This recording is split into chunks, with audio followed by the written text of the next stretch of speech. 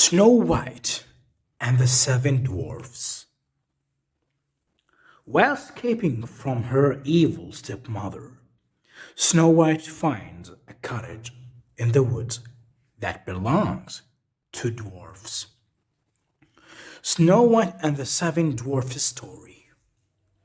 In the midst of winter, when snowflakes were descending from the clouds like feathers, a queen sat by her palace window. The frame of the window was black like ebony, and she was sewing shirts for her husband while gazing at the snow. While doing so, she accidentally pricked her finger, and 3 drops of blood fell on the white snow. The red drops appeared beautiful on the white snow, and the queen wished for a child with skin as white as snow, hair as black as ebony, and lips as red as blood. Soon after, she gave birth to a daughter who was named Snow White. Due to her appearance, white skin, red cheeks, and black hair, unfortunately, the queen passed away during childbirth. Roughly a year later, the king got married to another woman who was very beautiful, but her pride and arrogance made her intolerant of anyone being more attractive than her.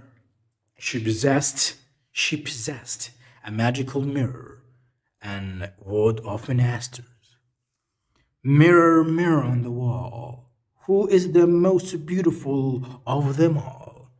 The mirror would always say, "You, my queen, are the most beautiful of all." The response pleased her gently, but she believed it to be true.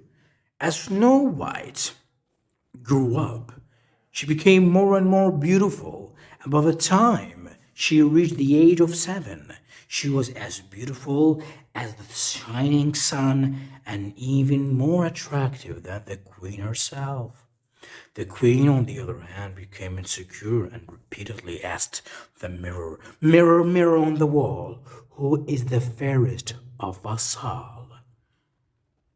The mirror responded with, "Yesterday the queen was the fairest, but now they say Snow White is the fairest of them all."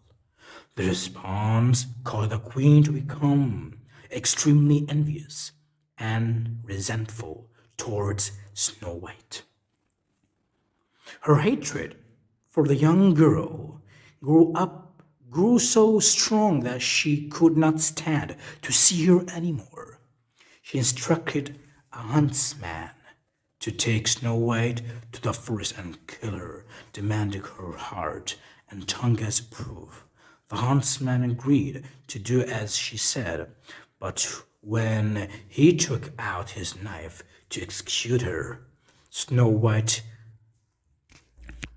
pleaded with him, crying and promising to run away and never return if he spared her life.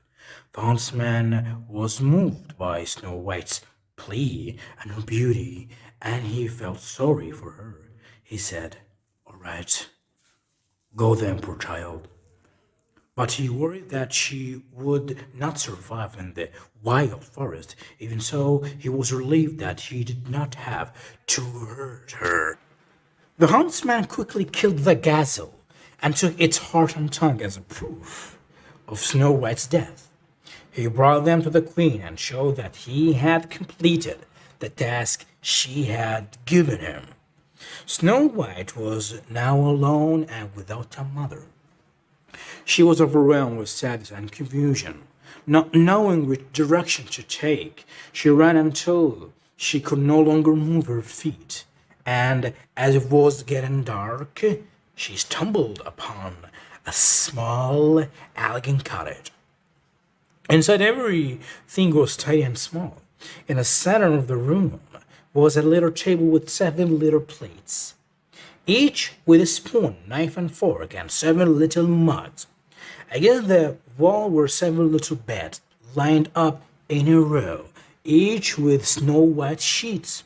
Snow White was hungry and thirsty, so she ate the small amount of porridge from each plate and drank a drop of wine from each mug, so as not to take all of one person's share. Exhausted, she tried each of the 7 little beds.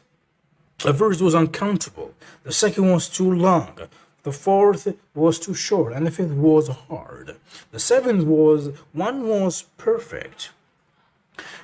So she snuggled into it and said to her prayers before falling asleep. As darkness fell, the owners of the cottage came home.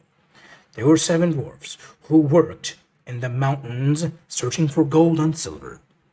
They lit 7 little lamps and noticed that someone had been in their home, and things were not in the same order as they had left them.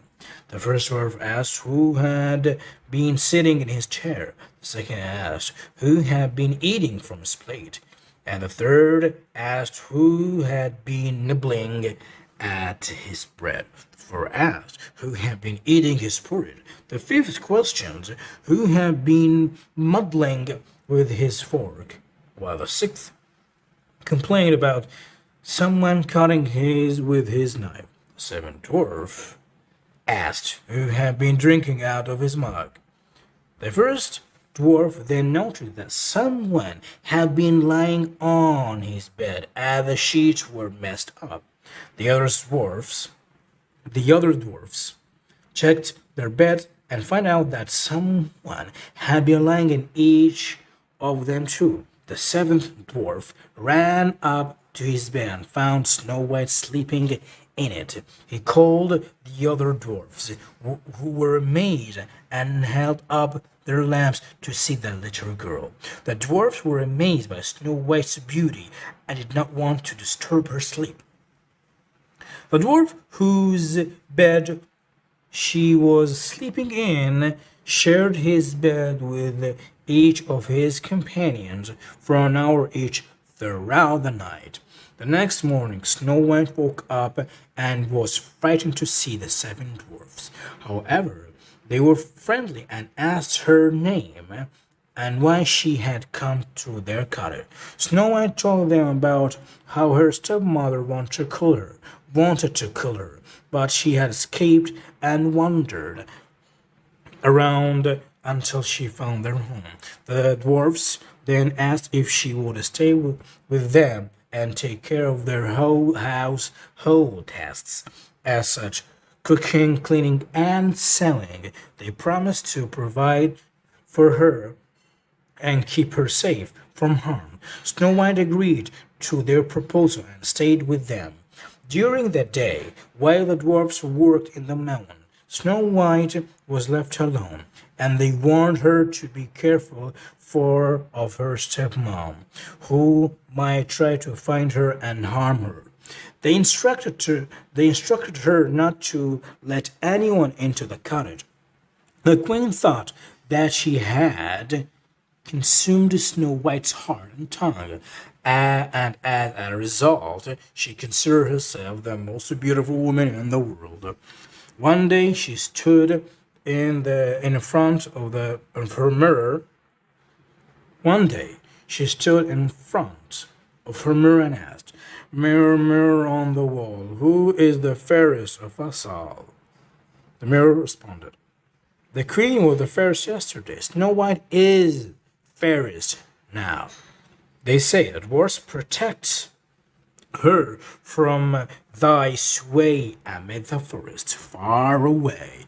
Upon hearing that Snow White was still alive, the queen became furious and her blood rushed into her heart. She decided to create something that would completely destroy Snow White, saying to herself, "But now will I make something which shall destroy her completely." She used her knowledge of dark arts to make a poisoned comb and disguise herself as an old widow. Then she traveled to the home of the seven dwarfs, located over 7 hills, and knocked on the door, calling out, "Good wares to sell today." Snow White peeked out and refused to let her in. However, the old woman convinced her to look at the poisoned comb and holding it up and saying, "But still, you may look." Snow White was pleased and allowed the old woman to enter. After buying something, the old woman then asked to comb her hair properly.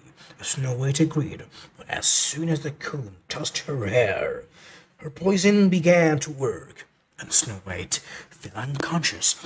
The wicked queen exclaimed, "You pattern of beauty, it is now all over with me, all over with you," and left Snow White lying on the ground as if dead. Fortunately, the seven dwarfs returned in the evening and suspected the queen when they saw Snow White unconscious with a poisoned comb.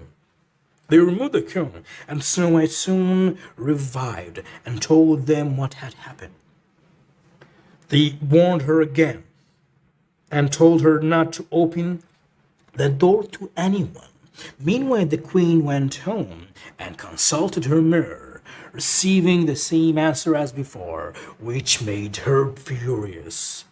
She swore to kill Snow White, even if it costs her own life. She then made a pointed apple, disguised herself as a peasant's wife, and traveled to the seven dwarfs' house. Snow White refused her to let in. Snow White refused to let her in, but the old woman insisted and offered her an apple.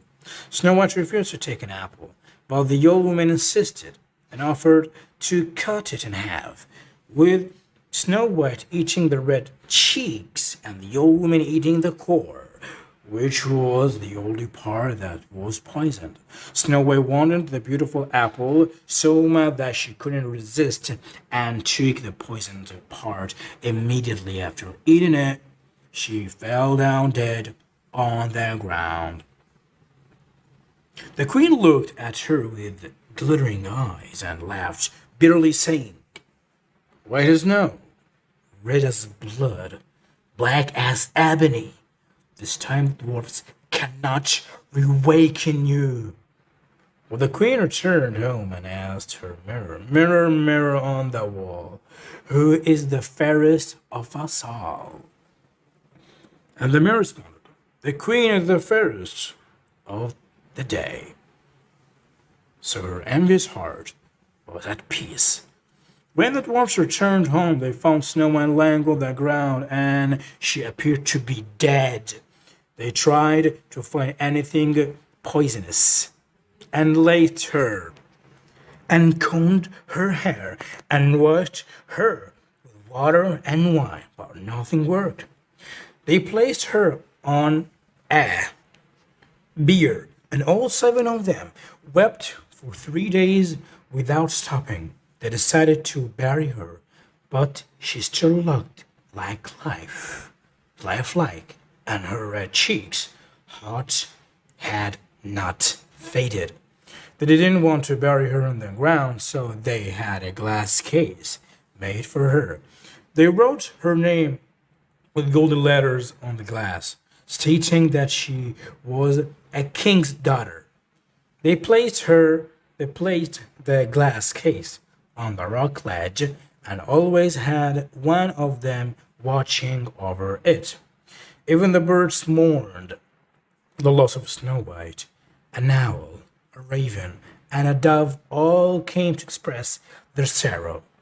Snow White remained peacefully in her glass case for a long time, looking as if she were only sleeping. Still white as snow, red as blood, and black-haired as ebony. One day King's son was traveling in the forest and came across the dwarf's house. He saw the glass case with the beautiful maiden inside and read the golden inscription. He asked the dwarfs to sell it to him, but they refused. The prince pleaded with them, saying he couldn't live without Snow White, and he would honor and protect her. Eventually, the dwarfs pitied.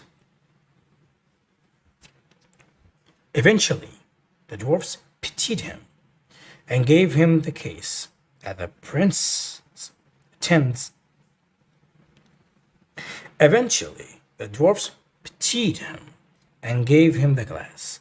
As the prince's attendants were carrying it away, they stumbled and dislodged the piece of poisoned apple from Snow White's mouth. She woke up and asked where she was. And the prince told her everything had happened and asked her to be his wife. Snow White agreed, and they got married with great splendor and magnificence at the castle of the king, his father. Snow White's stepmom received an invitation to the wedding, and when she was dressed up, she went in front of a mirror and asked, "Mirror, mirror on the wall, who is the fairest of us all?" The mirror replied, "The queen was fairest yesterday. The princess bride is now," they say. The queen was furious and mortified by these words and didn't know what to do with herself. At first, she decided not to attend the wedding, but her desire to see the princess was too strong. When she saw the bride, she realized that it was Snow White.